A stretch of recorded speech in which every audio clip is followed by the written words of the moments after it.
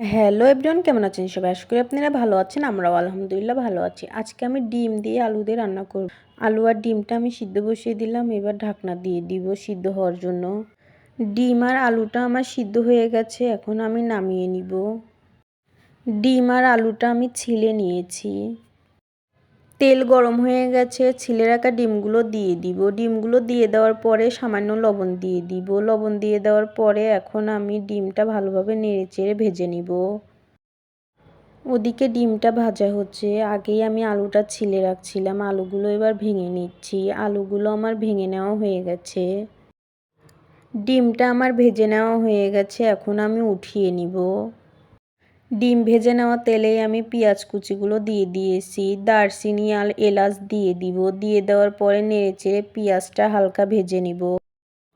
পেঁয়াজটা আমার ভেজে নেওয়া হয়ে গেছে, এখন সামান্য পানি দিয়ে দিব যেন পেঁয়াজটা না পুড়ে যায়। এখন আমি বাটা মশলা দিয়ে দিব। বাটা মশলার মধ্যে পেঁয়াজ, আদা, রসুন, জিরে বাটা আছে। এখন গুঁড়া মশলা দিয়ে দিব। গুঁড়া মশলার মধ্যে হলুদের গুঁড়া, মরিচের গুঁড়া, ধনিয়ার গুঁড়া, সামান্য একটু গরম মশলার গুঁড়া, টেস্ট অনুযায়ী লবণ দিয়ে দিব। লবণ দিয়ে দেওয়ার পরে নেড়েচেড়ে মশলাটা আমি ভালো করে কষিয়ে নিব। মশলাটা আমার ভালো করে কষিয়ে নেওয়া হয়ে গেছে, এখন সিদ্ধ করা আলুগুলো দিয়ে দিব।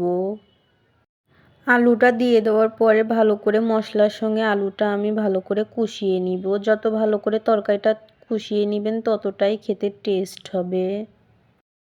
আলুটা আমার ভালো করে কষিয়ে নেওয়া হয়ে গেছে। তরকারিতে বলক উঠে গেছে, ভেজে রাখা ডিমগুলো দিয়ে দিলাম। নেড়ে চেড়ে দিব। আমার মতো কে কে এভাবে ডিম রান্না করে খান কমেন্টে জানাবেন।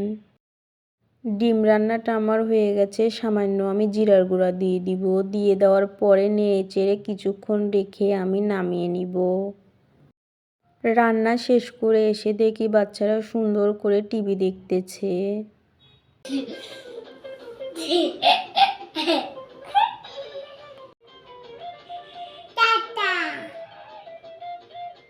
আজকের মতো ভিডিওটি এইখানেই শেষ করলাম। আল্লাহ হাফেজ।